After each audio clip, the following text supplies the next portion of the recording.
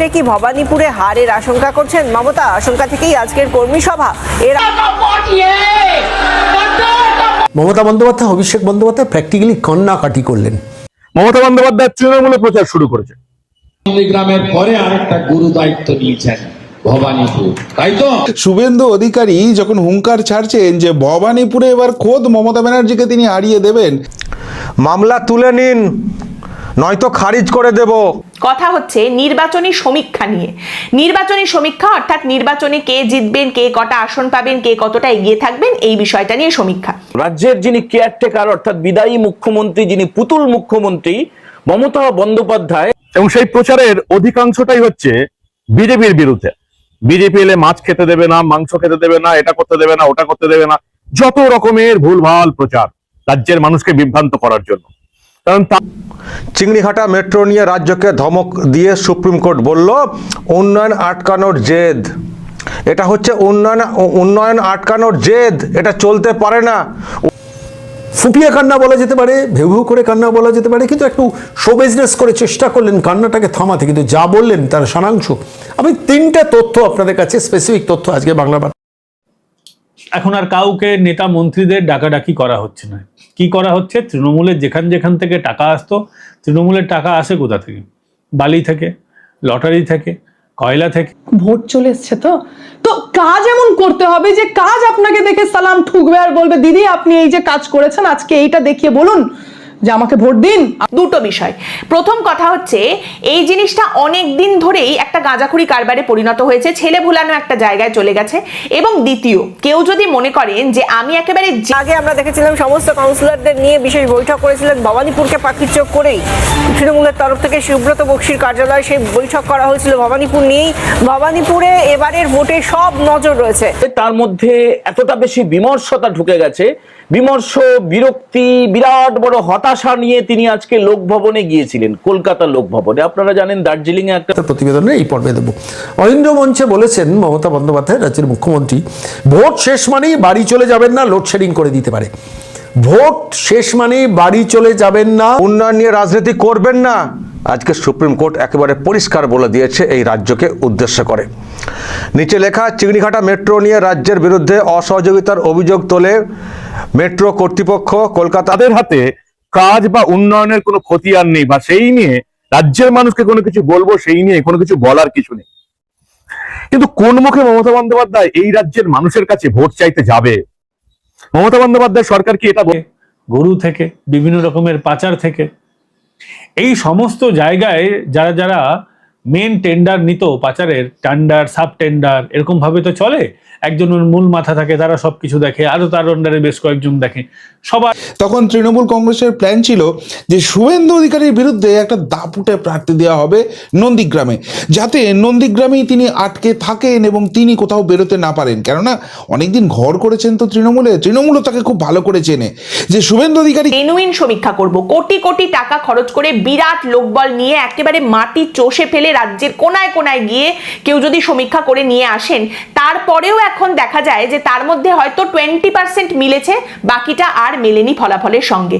কেন, সেই কথাতে একটু পরেই আসছি। লোডশেডিং করে দিতে পারে। 1956 ভোটের যন্ত্রণাটা কিছুতেই এ রাজ্যের মুখ্যমন্ত্রী মানতে পারছেন না এখনো। নন্দীগ্রাম তার মেজ বোন তাকে প্রত্যাখ্যান করেছিল, বড় বোনও প্রত্যাখ্যান করতে পারে, তার ইঙ্গিত, তার ইশারা এ রাজ্যের মুখ্যমন্ত্রী ইতিমধ্যে পেয়েছেন যে চৌর্যবৃত্তির। আমি এটা করেছি, কিন্তু এ কি দিদি 15 বছরে তো কিছুই সেরকম হয়নি। তাই ডায়লগ চলছে, মুদ্দায় লাখ বুড়া চাহে আর সরফরোজি কা তামান্না, না কি সমস্ত বলেন না। দিদি তো ডায়লগ বাজিতে 1 নম্বর। তো কি ভাবছেন যে ডায়লগে ভোট পেয়ে যাবেন? সব থেকে বড় ড্যামেজ যদি কোনো জায়গা থেকে বলতে পারবে যে আমরা এই রাজ্যের উন্নয়ন করব না, আমরা এই রাজ্যের উন্নয়ন করতে দেব না, আমাকে ভোট দিন, এটা বলতে পারবে কি? কতটা নির্লজ্জ এবং নোংরা এই মমতা বন্দ্যোপাধ্যায়ের তৃণমূল দলটা এবং তার প্রশাসনটা। এরা 26,000 মানুষের চাকরি চুরি করেও হ্যাঁ হ্যাঁ করে হাসতে পারে। কারণ ভবানীপুরে মমতা বন্দ্যোপাধ্যায়ের মুখোমুখি হচ্ছেন শুভেন্দু অধিকারী। শুভেন্দু অধিকারী একেবারে ভবানীপুর কেন্দ্রে দাঁড়িয়ে বলেছেন যে 25,000 ভোটে মমতা বন্দ্যোপাধ্যায়কে হারাবেন।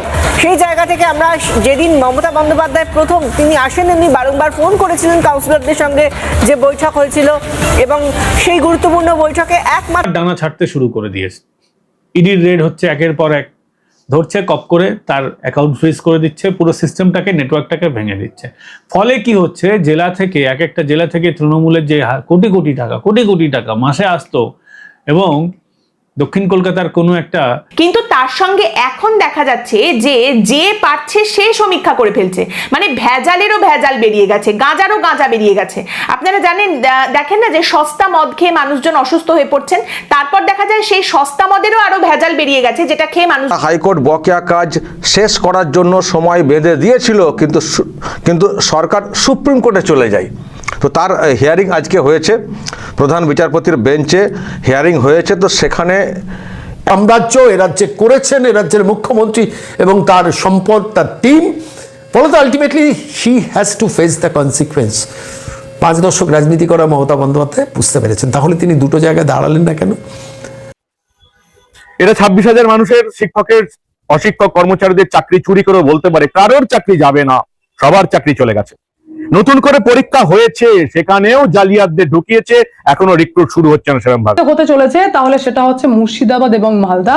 কারণ আপনি যে সম্প্রদায়ের ভোট টানার জন্য এই সমস্ত করছেন না, ওনারাও বুঝে গেছেন যে ডায়লগে পেট চলে না, পেট চালাতে গেলে সঠিক সরকার এবং সঠিক সরকারের হাতে কমান্ড। লোকভবন আছে, আর একটা আছে কলকাতায়, আগে নাম ছিল রাজভবন, এর আগের রাজ্যপালের নাম ছিল ডক্টর সিভি আনন্দ বোস। নতুন যিনি দায়িত্ব নিয়েছেন গত 12 তারিখে, তার নাম রবীন্দ্র নারায়ণ রবি, তিনি তামিল। বাড়ির বাসিন্দার অ্যাকাউন্টে যে বিভিন্ন রকমের সেল কোম্পানি, সেইগুলোতে যেভাবে জমা হতো, সেইগুলো ধীরে ধীরে বন্ধ হয়ে যাচ্ছে। এই কারণে তৃণমূলের এখন আর টাকা নেই। আসবে কোথা থেকে, প্রচার করবেন কোথা থেকে? দেখছেন না মমতা বন্দ্যোপাধ্যায়, অভিষেক বন্দ্যোপাধ্যায়, এরা প্রচার একেবারে তুলোধনা করেছে এই বেঞ্চ। তুলোধনা, যে ভেবেছেনটা কি, সাংবিধানিক যে দায়িত্ব সেটা পালন করবেন না।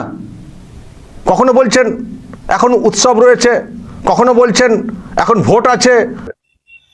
আর এবারে এই মেট্রো রেল নিয়ে আমি আপনাদের আগে এই প্রতিবেদন করেছিলাম। মেট্রো রেল নিয়ে মমতা বন্দ্যোপাধ্যায় যেটা করছে সেটা ধরে ফেলেছে সুপ্রিম কোর্টের প্রধান বিচারপতির বেঞ্চও। মমতা বন্দ্যোপাধ্যায় তৃণমূল, মমতা বন্দ্যোপাধ্যায় রাজ্য সরকার কতটা নোংরামি করছে।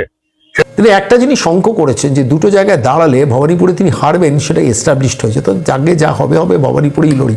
যার জন্য অহিন্দ্র মঞ্চে 7-8 জন কাউন্সিলরকে জোগাড় করেছিলেন, সঙ্গে ভাইপোকে নিয়ে গিয়েছিলেন এবং একই গাড়িতে গিয়েছিলেন। ভাইপো ড্রেস ভূষণ চেঞ্জ করেছিলেন, বাঙালি হওয়ার চেষ্টা করেছিলেন, পাজামাকে। যদি ফাঁকা মাঠ দেওয়া হয় তাহলে ভবানীপুর কেন, এই রাজ্যের বহু বিধানসভা আসন এদিক থেকে ওদিক তুড়ি মেরে করে দেবেন তিনি। তাই তাকে একটা দাপুটে প্রার্থী দিয়ে নন্দীগ্রামেই আটকে রাখতে হবে। কিন্তু মজার ব্যাপার হচ্ছে মারা যাচ্ছেন, তো সেই রকম পরিস্থিতি। একটা হাফ গামলা চ্যানেল তারাও বলছে তারা নাকি 294টা আসনের সমীক্ষা করে ফেলেছে, একেবারে ঘুরে ঘুরে চষে চষে সমস্তটা তারা বের করে ফেলেছে। এবং তারপর সেই সমীক্ষার ফলাফল তারা যেটা দেখাচ্ছে, দেখা যায় যার যাকে পছন্দ, যার যে। কখনো বলছেন, আসলে দর্শক এই যে যেখানে এটা মানে হচ্ছে কাজটা, এখানে ট্রাফিকের মানে দেখুন, রাস্তার উপর দিয়ে তো হচ্ছে মেট্রো, তো যখন এই কাজটা হবে তখন ট্রাফিক নিয়ন্ত্রণ প্রয়োজন। তো সেটার জন্য রাজ্য সরকারের সহযোগিতা প্রয়োজন, কিন্তু এরা দরকার। ডায়লগে পেট চলে না। তৃণমূল কংগ্রেসের ইস্তাহার প্রকাশিত হয়ে গেছে। তৃণমূল কংগ্রেসকে টক্কর দেওয়ার জন্য বিজেপিও এবার ভেবে নিয়েছে যে আমরা আর কনফিউশনে থাকবো না, টাকা দেবো কি দেবো না। এই তো বলছি রাজ্যটা লোনে ডুবে গেল, আর তারপর বলছি আমরা এত টাকা দেবো, এটা তো হতে পারে না। তাহলে যে দলকে পছন্দ সেই দলকে নিজের পছন্দ মতো আসন তারা দিয়ে চলে গেছে। শেয়াল পণ্ডিতদের গালভরা কথা এবং তাদের সমীক্ষা সম্পর্কে শুনলে আপনার মনে হবে তার বাবা নাসায় আছে, মা ইউনাইটেড নেশনসে রয়েছে এবং ছেলে ইলন মাস্কের সঙ্গে কথা বলে একেবারে রকেটে করে উড়ে গিয়ে স্যাটেলাইটের উপরে বসে বসে সমীক্ষাটা করেছে। নেই, গোটা বিজেপি ময়দানে নেমে গেছে। বিজেপি 38টা এখনো প্রার্থী দিতে পারেনি। তারা বাদে প্রত্যেকটা যেখানে যেখানে প্রার্থী ঘোষণা হয়ে গেছে সব একদম দল বল নিয়ে নেমে যাচ্ছে, ব্যাপক প্রচার হচ্ছে। ওই পরিবর্তনের রথ বেরিয়েছে, সংকল্প যাত্রা হয়েছে, প্রধানমন্ত্রী আসছেন। আরো একটা স্থিতি মানে একটা স্টেবল কন্ডিশনে আসতে হবে, একটা ঠিকঠাক ইস্তাহার দিতে হবে। সেই কারণে বিজেপিও এবার নাকি জানিয়ে দিয়েছেন সূত্রের খবর যে 26 থেকে 28 মার্চের মধ্যে বিজেপিরও ইস্তাহার মানে আসতে চলেছে। যেখানে ধরুন শুভেন্দু অধিকারী একরকম বলছেন, সুকান্ত মজুমদার আরেক রকম বলছেন, শ্রমিক ভট্টাচার্য আরেক রকম বলছেন। না মানে করছিল না, সহযোগিতা করছিল না। কখনো বলছে না এখন করা যাবে না, এখন গঙ্গাসাগর মেলা আছে। কখনো বলা হচ্ছে যে এখন দুর্গা পুজো রয়েছে। অনেক দিন ধরে নিশ্চয়ই শুনেছেন আপনারা, অনেকবার এইসব নিয়ে অনেক মানে বিতর্ক তৈরি হয়েছিল, কলকাতা হাইকোর্টে মামলা হয়েছিল। পাঞ্জাবি পড়েছিলেন, ফিরহাদ হাকিম ছিলেন, সুব্রত বক্সী ছিলেন এবং ওই ভেতরে অহিন্দ্র মঞ্চে এয়ারটাইট সিচুয়েশন, বাইরে কথা আসবে না, কিন্তু বাইরে কিছু কথা খাওয়ানো হয়েছে এবং সংবাদ মাধ্যম কিছু তাদের ইন্টেলিজেন্স প্রয়োগ করে কিছু খবর বারও করেছে। সেটা সুপ্রিম কোর্টের প্রধান বিচারপতি ধরে ফেলেছেন। ফলে আজকের দিনে দাঁড়িয়ে মমতা বন্দ্যোপাধ্যায় তৃণমূলকে, মমতা বন্দ্যোপাধ্যায় রাজ্য সরকারকে দুটো কান মুলে দু গালে চপেটাঘাত করে কলকাতায় বাড়ি পাঠিয়ে দিয়েছে যে হাইকোর্টের নির্দেশ মানুন, মামলা তুলে নিন। তো এই বিষয়টা একটু ভেঙে দেখা যাক কেমন।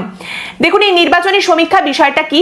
চায়ের দোকানের আড্ডার একটা কেতা ভরা নাম এখন হচ্ছে এই নির্বাচনী সমীক্ষা। ধরুন আপনি একটা আবাসনে গেলেন, সেখানে প্রত্যেকটা ফ্ল্যাটে গিয়ে গিয়ে আপনি জিজ্ঞেস করেন আপনারা কোন টুথপেস্ট ব্যবহার করেন। এবার ধরুন 100টা ফ্ল্যাট রয়েছে, লারুতে ছিলেন, এসছেন, আপনারা এই সব খবরই জানেন। তো আজকে হঠাৎ করে একটা মেঘলা আকাশের মধ্যে ঈদের দিন তিনি একটা জমায়েতে যোগ দিয়েছিলেন, মুসলিমদের অনুষ্ঠানে, মানে মমতা ব্যানার্জি। তারপরে তিনি চলে এলেন ফুল ফল ইত্যাদি নিয়ে, তার যে লোক লস্কর সবাইকে নিয়ে এসেছিলেন লোকভব। তো পাখির চোখ করে তৃণমূলের তরফ থেকে সেই বৈঠক করা হয়েছিল, কারণ মমতা বন্দ্যোপাধ্যায়কে ভবানীপুর কেন্দ্র থেকে জেতাতেই হবে এমনটাই তাদের পাখির চোখ। আর সেই জায়গা থেকে বারংবার মমতা বন্দ্যোপাধ্যায় সেখানে যারা বৈঠকে ছিলেন, কাউন্সিলর থেকে শুরু করে ফিরহাদ হাকিম বা অন্যান্য শীর্ষ নেতৃত্ব, তাদের সঙ্গে ফোনে কথা বলেছিলেন মমতা, এমনটাও সূত্র মারফত জানা যায়।